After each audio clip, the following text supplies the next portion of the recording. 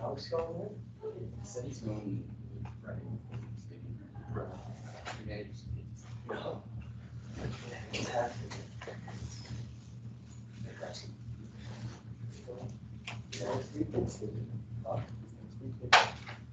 Next week's the last.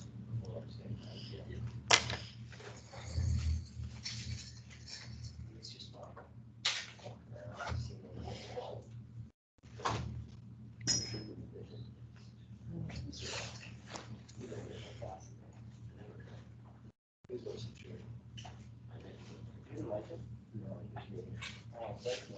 he liked it, but he liked it so much he just made fun of me all the time. You should play it with parents.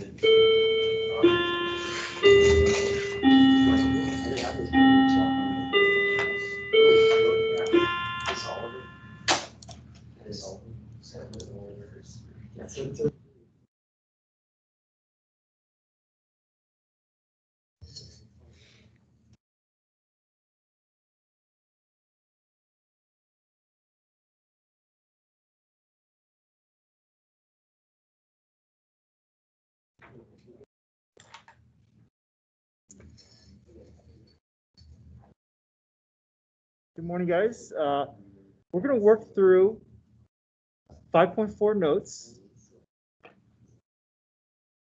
And we're going to start off with some properties. And then we'll move into derivatives. But I want us to just do this today and tomorrow. So we're going to go through just the first page of notes. We're going to see a lot of chapter 2 material kind of reappear. Product, quotient, chain, implicit, but all within the context of these new rules that we're going to learn. And so tomorrow, I just want us to just kind of get some more practice under our belt. So no new material tomorrow, but today I want to introduce each type of problem to you to begin with. So I'm going to do my work on a separate sheet of paper, just so that it's easier for you to read, since the print is kind of small here, but basically just working through this worksheet here.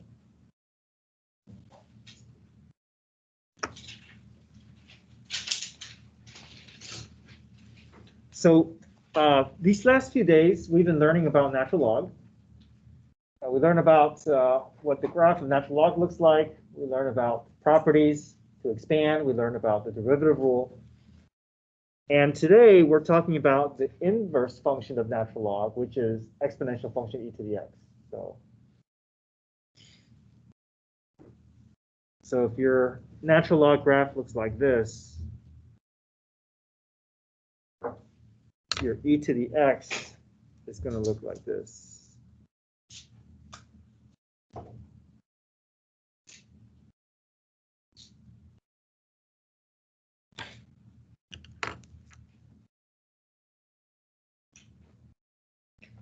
So these are inverse functions, and today we're talking about the properties and the derivatives involved with e to the x. But first, we're going to explore the fact that they are inverses of each other, and the fact that we can use the inverse function to help us solve certain types of equations. And some nice properties that are available is the fact that if I put e to the x into the natural log function, they're going to find a way to cancel each other out, which is nice. Allows us to solve for variables that are otherwise are stuck inside a function.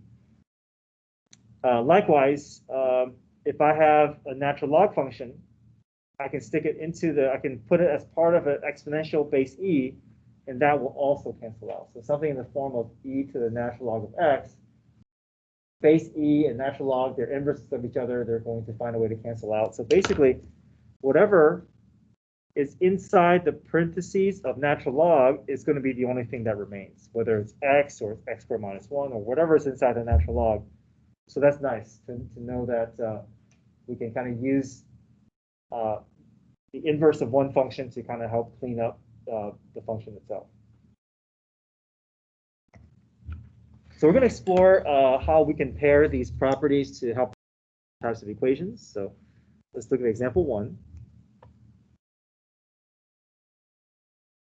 We're going to solve, so no derivatives yet, we're just working on properties here, solving certain equations.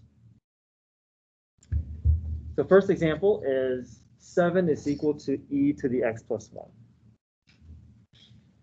Now, we were trying to solve for x, but x is stuck as an exponent.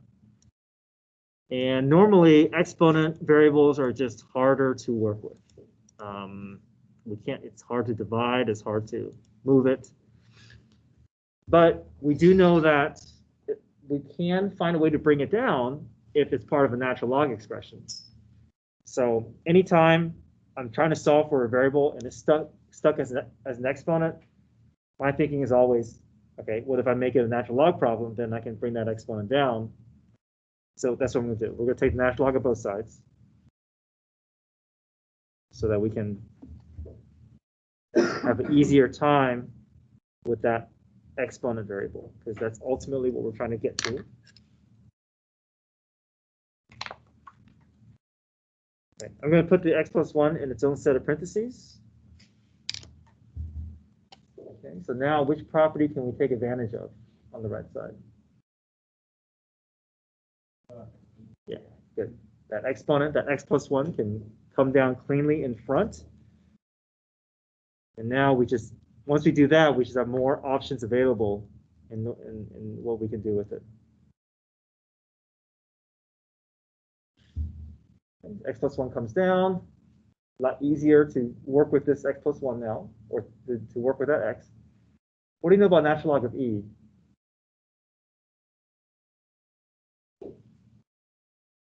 Just becomes 1, right? Order pair, natural log of e is 1. So that's nice. That just goes away, or it becomes 1.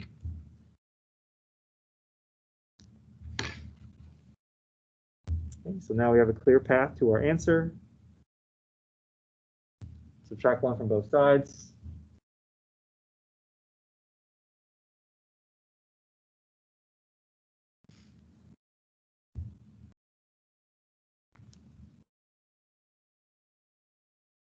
All right, questions there?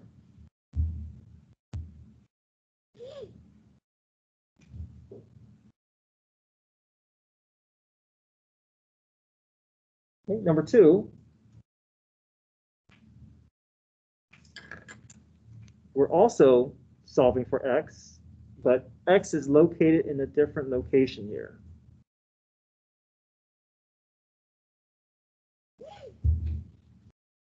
So number 1, x is stuck as an exponent with base e, so that's where we involve natural log to undo that base e. Here, though, our x is stuck inside the natural log. So what if we involve base e to take away that natural log? So that's what we're going to do. We're going to, something to point out is that this we can't expand. We can't make this natural log of 2x minus natural log of 3. Okay, the natural log, the 2x minus 3 is inside the natural log. We can't distribute something that's inside. So keep in mind we can't do this. Okay, if it's natural log of 2 terms added or subtracted, it stays in that form. We can't expand. Okay, so it's stuck in this form. However, I want to try to get that 2x minus 3 out from under that natural log. So I'm going to raise both sides base e, trying to make it look like this.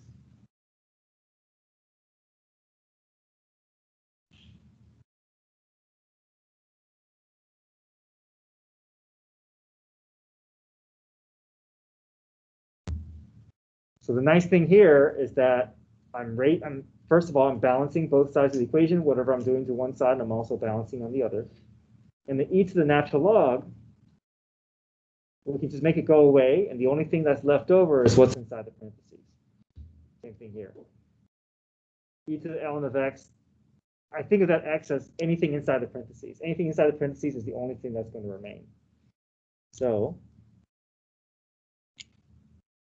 that's going to allow us to get to that 2x minus 3. No need to worry about a natural log getting in the way. Now we have a nice clean equation to solve. Right? Add 3, divide by 2, and we can get x by itself.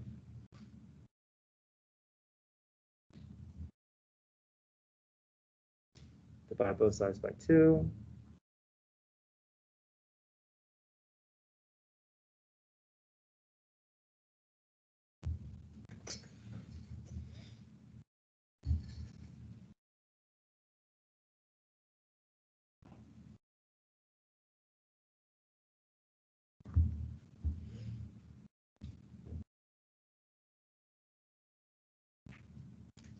All right, any questions with solving equations, either variable stuck as the exponent or variable stuck inside the natural log? Okay, we'll spend a little bit of time tomorrow kind of practicing these problems as well. Okay. All right, moving on to some other properties here. We have some exponent properties. If I'm multiplying two bases together, that's the same thing as writing the base once and adding the exponents.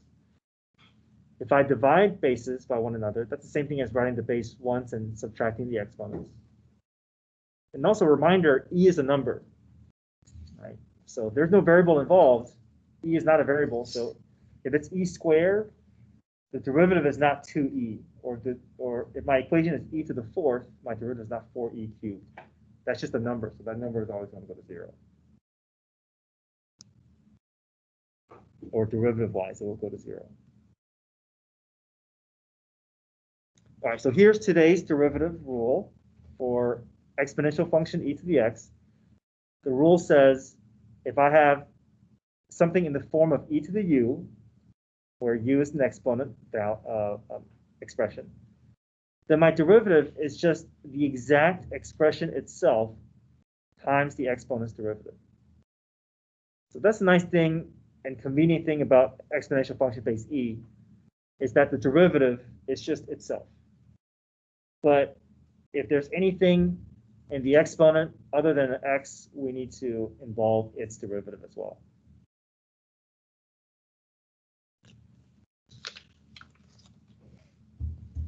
All right, so we're basically going to be using these two rules a lot. Natural log of u is u prime over u, and the derivative for e to the u is just e to the u times u prime. Original function times exponent's derivative.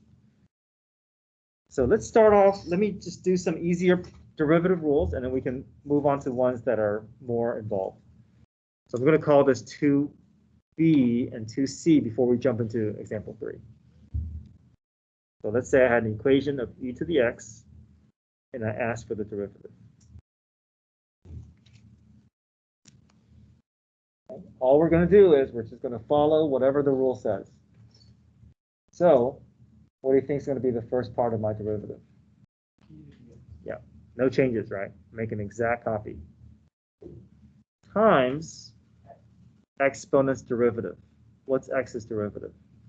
1. So just that 1 doesn't really have any impact, right? So just e to the x. So the basic function, the derivative is going to be the exact same. Now, obviously, if there's more involvement with the exponent, then it's not just going to be 1, right? It's going to be something else. So, any questions so far? Okay, let's do one that's a little bit more involved, and then we can look at 3.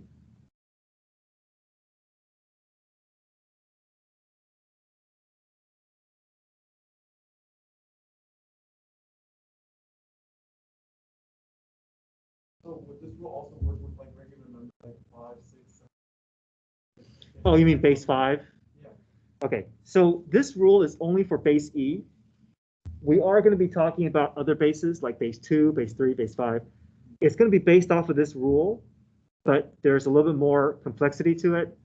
So we're kind of doing like the parent derivative first, and then the next section, Friday, we'll learn about other bases. But this is kind of building on top of this rule. But yeah, but for today, the rule is only going to apply for base e. Yeah, base e. Same thing with logs. Right now, we're doing natural log, which is base e. But we're also going to learn about derivative rules for log base 2, log base 3, log base 5. But they all can kind of be clumped together into something that is built off of this rule. So if I have the form of y is equal to 2e to the 5x minus 3 to the fourth plus 6, same rule. So let's see if we can build a derivative. What do you think y prime is going to be initially?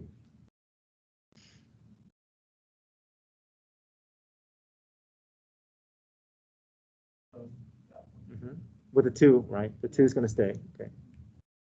So no changes, right? We're going to keep everything we see. Oops, plus 6.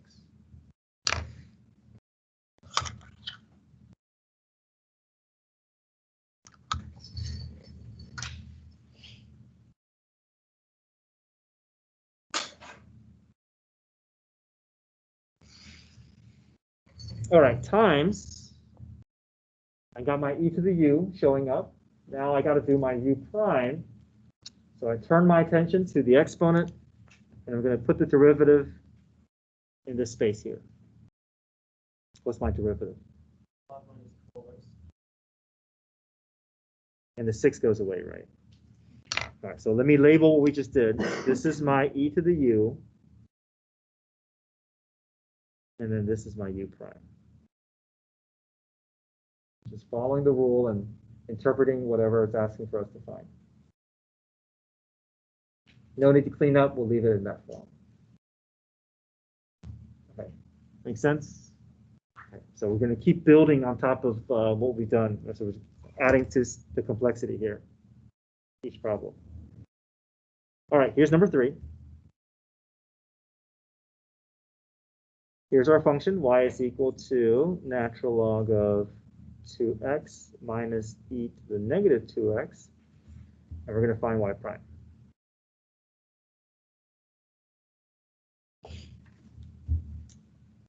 All right, so we have 2 rules. Well, there's also power rule, but the 2 big rules that we see natural log, we see e to the u. Again, we can't expand this, right? This is not, we can't distribute that natural log through. It's stuck in that form. So we got to make some decisions here. Which rule do we apply first? Right? Obviously, we see 2 rules involved, but which one do we do first? The natural log or the e to the u? Okay, why natural log? Right, so we always take, if we're deciding between 2 rules, see which one has a larger impact. Whichever affects a larger portion of the problem is going to be the first one you do. And then once we get that started, then we can work down to the smaller portion, the individual parts. Good, so I'm looking at this rule. I'm going to match everything up. Okay, what's my u value? Everything inside the parentheses, right? Everything inside the parentheses.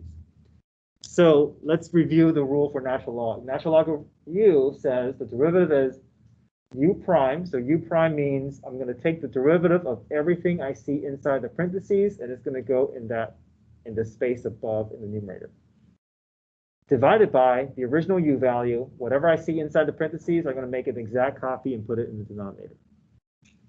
So let me label that. This is my u value. Okay, y prime equals. So u prime, we're going to take the derivative of everything inside. These are 2 separate terms, so we got to do 2 separate derivative rules. All right, what's 2x turn into? 2. Okay, we have that down. E to the negative 2x. So now we can activate our rule for e to the u. So what's our derivative for this portion here?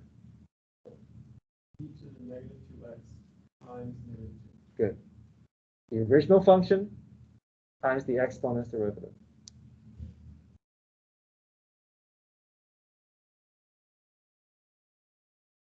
So all this represents u prime because u prime says take the derivative of whatever you see inside the parentheses and put it in this space. Divided by, yeah, just whatever we see here, right? Just copy that down.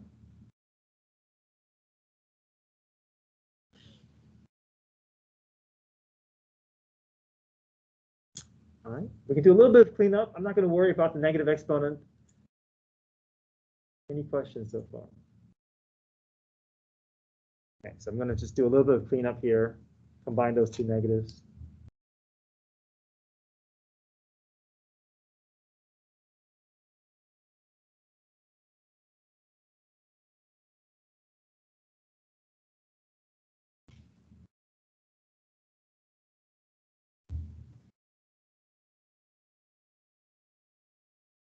Okay, any questions? Okay. If you have any questions, be sure to ask. We're just going to kind of add more and more things to our derivative process. So we're kind of speeding through all of chapter 2, just getting all the topics that we've seen. So we see a little bit of chain rule, we see a little bit of power rule, we see combinations of different rules here. Okay, good with 3? Let's look at 4.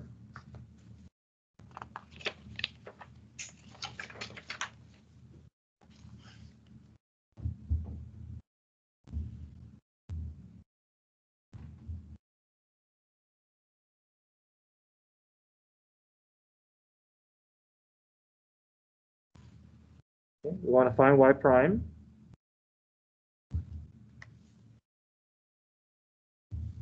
All right, we have a couple of things going on here. Can you guys list out some things that we have to involve? Chain rule. Chain rule, okay. Yeah, that parentheses with exponents, we definitely have to chain rule there. All right, what else? Okay, we definitely have to apply the rule for e to the u, right? Oh, There's, product. yeah, that's a big one I want us to see. Okay, so which one do we use first, product or chain rule? Okay, product is impacting the whole problem, right? The chain rule is just within that e, so that's a smaller portion. We want to do the larger portion first. All right, let me label. I think sometimes that's the hard part, just recognizing the need for product rule. I don't think we did as much product rule. I think there was a way in chapter 2 to kind of avoid product rule, because really we're dealing with a polynomial, so a lot of times we can kind of just expand and merge them together and then rely on power rule. But now we have all these different, we're going to see a lot more, these different families of functions, and there's no way to combine them together, so they have to stay separated. And so a lot of it is going to require product rule, probably more than what we've had to do in the past. So that's also why we're going to see a lot more product rule, I feel. All right, so let me label here f prime times g plus f, leave some room for g prime here.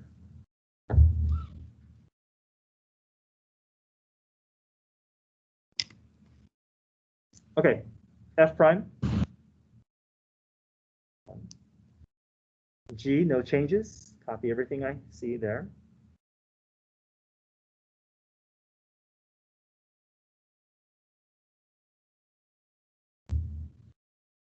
Back to F.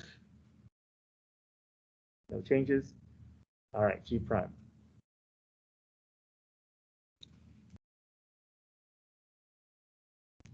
Okay, let's build this piece by piece. What comes first?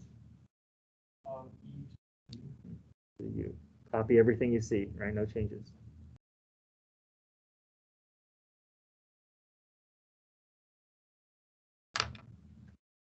Okay, let me spell out what we have so far. We have the e to the u, which is part of our derivative. But now we also need a u prime, right? And u prime is this entire exponent, and this is where we have to involve what? Chain rule, right? So there's a chain rule part here. So that means there's an outside portion, there's an inside portion. Outside is my parentheses cubed. Inside is the x squared plus 2x plus 3. We'll take that whole derivative, and that's going to go in this space here. Okay. What's outside's derivative? Yeah, 3 parentheses squared. Good. And then we just duplicate what we see on the inside, no changes. times the inside derivative. What's inside derivative? That's going to go in this space here. Okay, I'm not going to ask you to clean up. You can leave it in this mess. But there's our derivative. Okay, questions?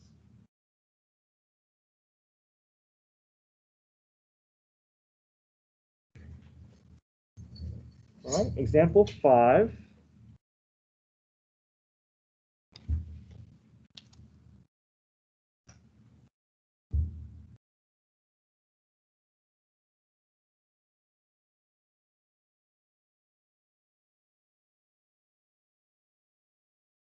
Okay, so example 5, we're doing a little bit more involvement than just derivative. It's asking to find the tangent line equation.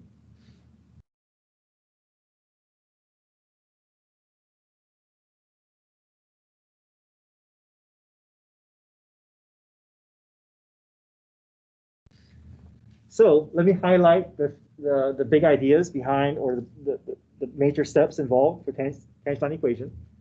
First, we need to find the derivative.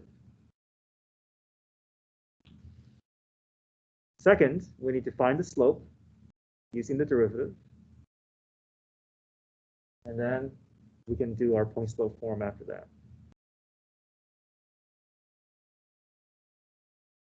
That's our equation.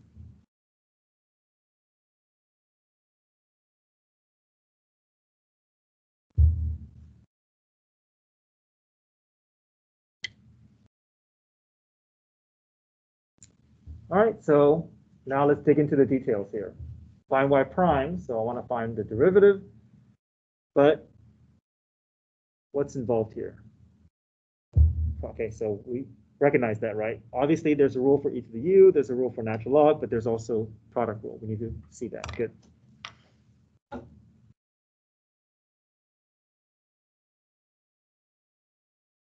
So let me label what we have here. There's my f, there's my g.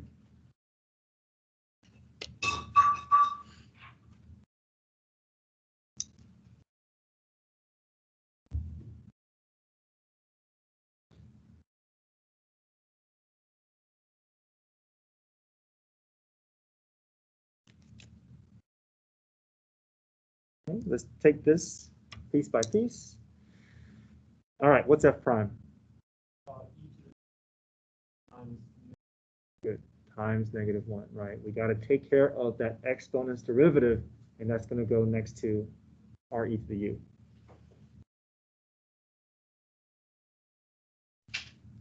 Okay, g function, no changes. F function, no changes. Okay, back to g prime, 1 over x, good. All right, look at what we've gathered here. Any questions here? Now, I would say let's not worry about cleanup, because the problem is not really asking for the derivative, right? It's only asking for the tangent line equation. So even though it's unsimplified, we can go ahead and find the slope, right? And then just merge whatever numeric value we get at the end. So how can I find slope using my derivative? Okay, and what does it need?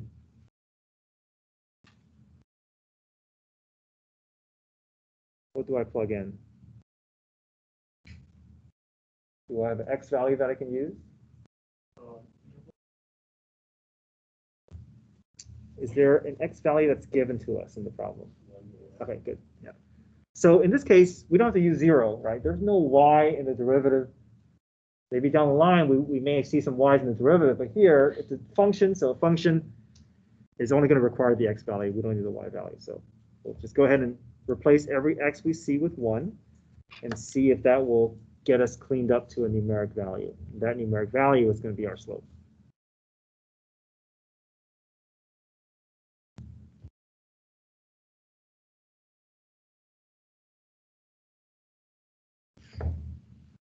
All right, I know this looks messy, but this is going to clean up nicely here.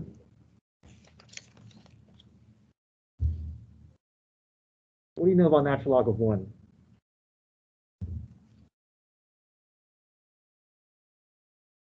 Yeah, it's just the x-intercept, right? Natural log 1 is 0. So that's nice. That's going to take out this whole thing here.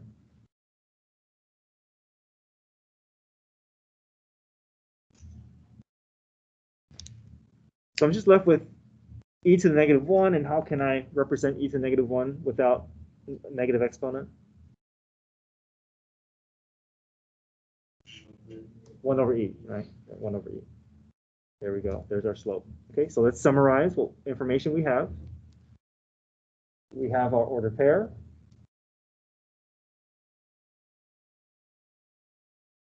We have our slope.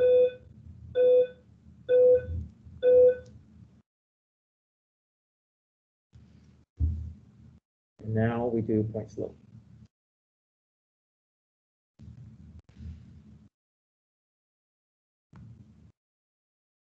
And you can leave your answer in point slope form. In fact, I encourage you guys to do that.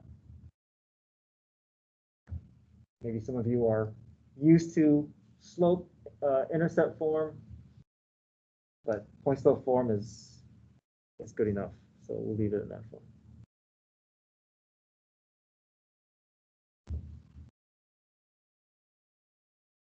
Okay, any questions? We're adding more elements to it right now. Instead of just finding a derivative, I'm asking for the tangent line equation. So just continuing kind of building our problem into more and more steps. All right, does anybody still need to look at number 5? No. All right, let's look at number 6.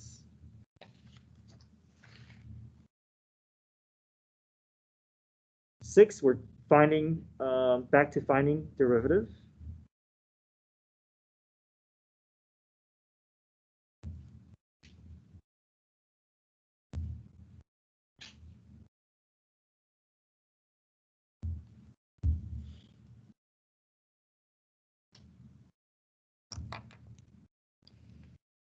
All right, there's 2 big things I notice here. Can you guys identify some things, some process we have to involve here? Say it again? Okay, no natural law. Okay. What else? Do you see product rule there? No.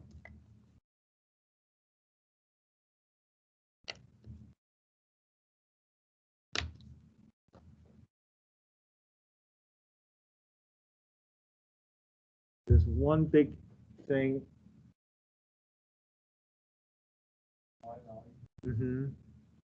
Yeah, it's not a function anymore, right?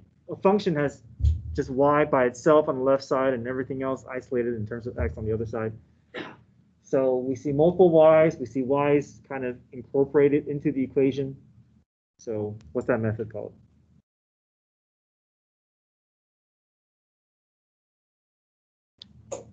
When you have multiple y's and we want to find the derivative. Okay, implicit, right?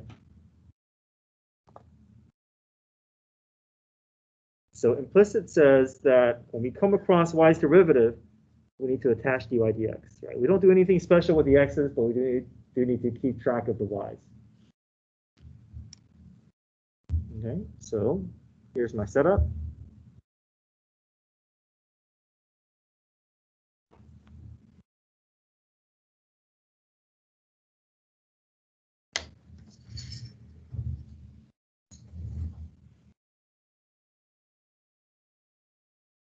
Okay, let's build this from scratch here. F prime.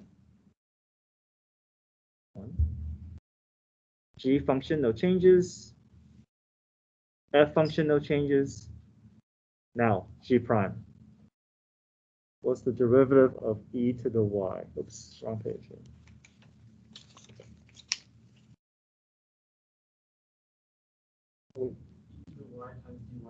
Good. E to the y times y prime, and we call y prime dy dx, right? Just to make it more detailed, more expressive.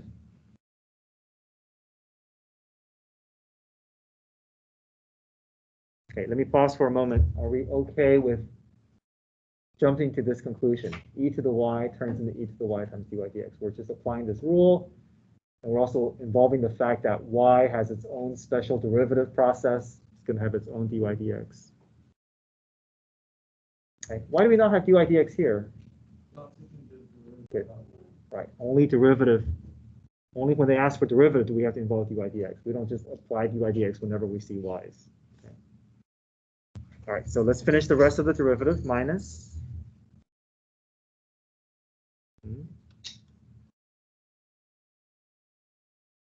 Right.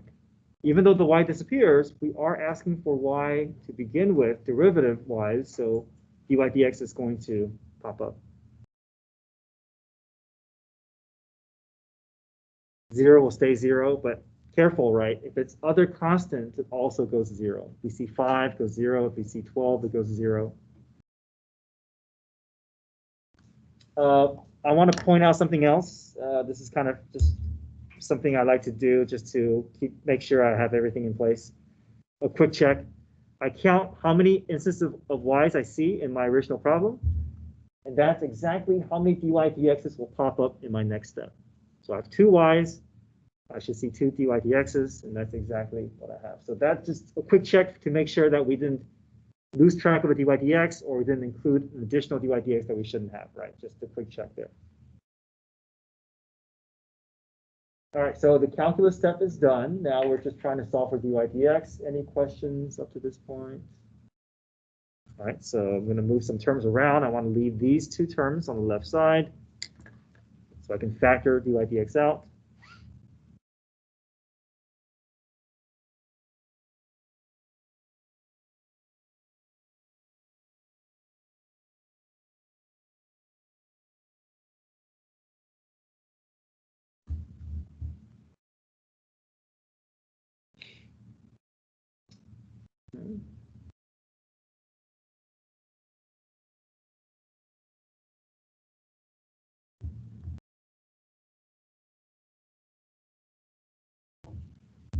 Divide the parentheses.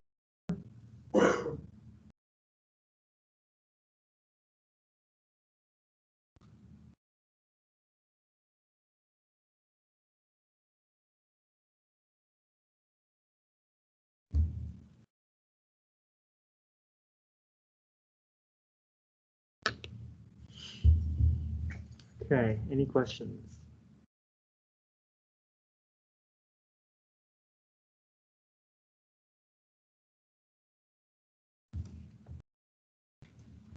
Okay, so I want to just remind us of the big picture here. Our derivative is just, as we introduce more things, it's going to look messier, and there's more things involved. But I don't want us to lose track of the big picture. The big picture is that the concept is still simple. All this, as messy as your derivative can get, all it's doing is describing the slope of the original function. So if I give it an ordered pair, in this case, I need both an x and y, but if I give it an ordered pair, it'll give me a number, and that number is going to correlate to whatever steepness is on the original graph. So as messy as our derivative gets, our concept is still the same. We're just kind of revisiting the same concept, just with additional functions, additional derivative rules to involve, but the concept hasn't changed. Okay, any questions with 6? Okay, let's do one more problem. Number 7.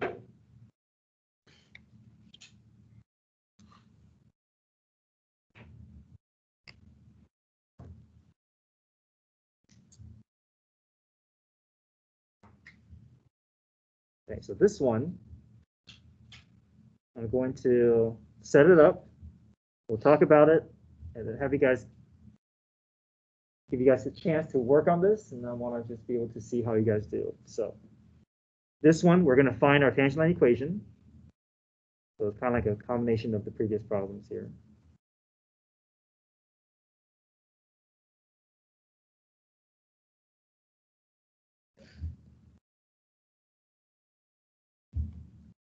All right. What do you notice before we start the problem? Just look at it. What's involved? Okay, so also implicit. Good.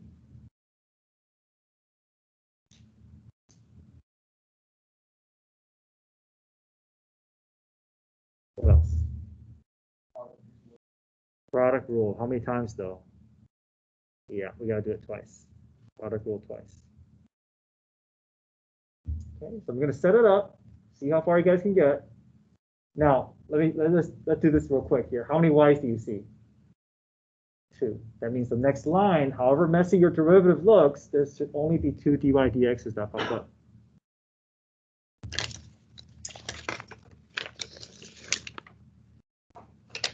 All right, so see how far you guys can get from here.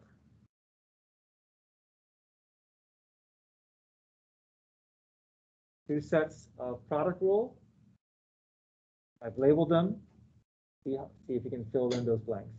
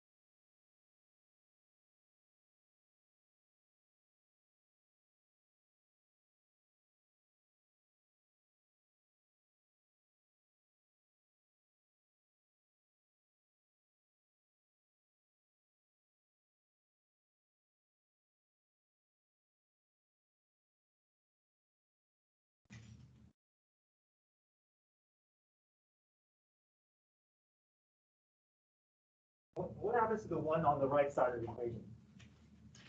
It becomes 0.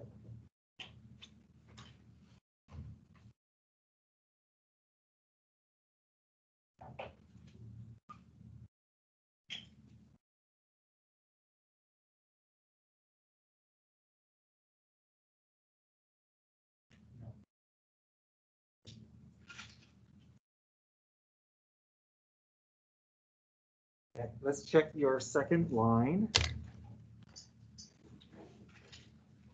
That's the hard part, right? Getting to that second line is the derivative portion. The rest of it is just cleanup.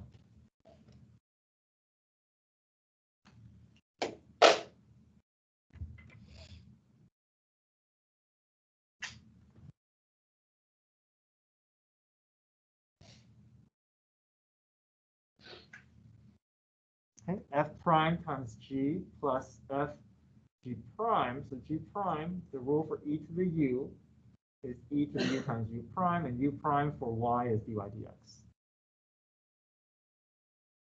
Moving on to the product rule for my second term. Y becomes 1 dy dx. times g plus f g prime. The rule for e to the x is e to the x times 1.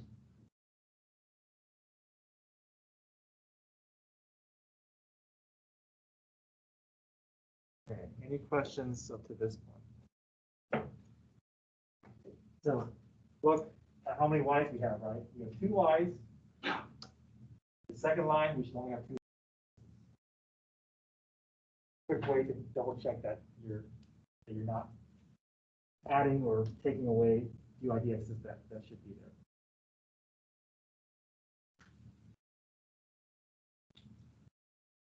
So we're going to solve for dydx. Once we solve for dydx, we can take our ordered pair, use that to find the slope. Once we have our slope, point slope form, cancel any equation.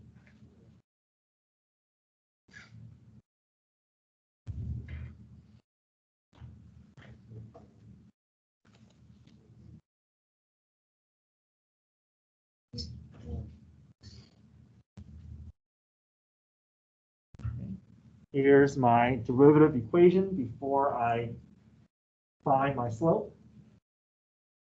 So as messy as your derivative equation looks, all this is doing is trying to create some formula to describe the pattern of your steepness of your curve. But because of the complexity, we need to involve both the 0 and 1. So 0 plugs in for x, 1 plugs in for y. Clean all that up, see if you can get it down to numeric value, and that numeric value will tell us what the slope at that point.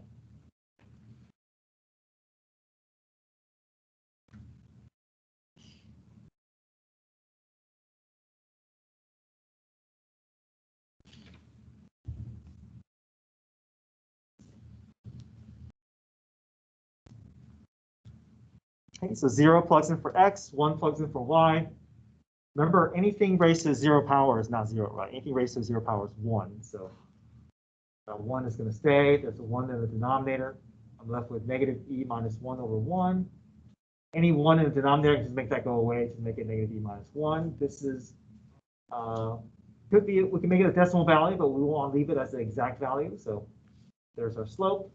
We have the order pair, 0, 1, and then finally point slope form.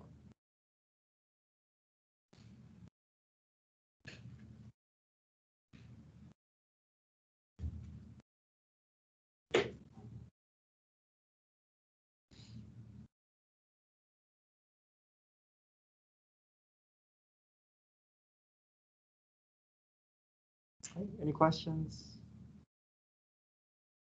So tomorrow, I just want us to practice with these types of problems.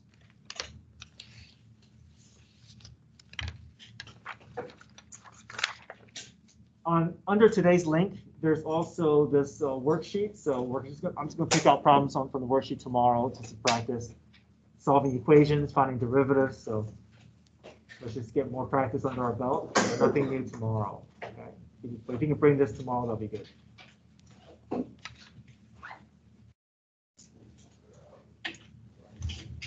All right. If you're on Teams, have a great day. See you guys tomorrow.